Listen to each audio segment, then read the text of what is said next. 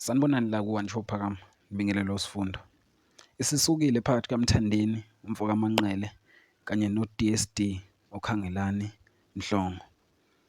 Bonakele ey'nkundleni zokuxhumana nasemaphephandabeni ukuthi u-DSD ubecela igcwama elisha ukuthi uma emdinga endukwini bengathintana, phinde emdinge nakwi-boxing bengathintana nakhona.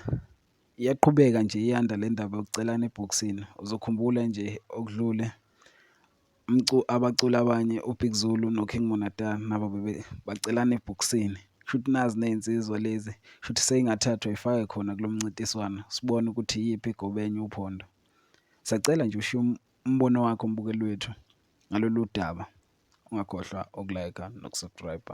Ngiyabonga. Agenqula amakesha kuyaliwa bafemu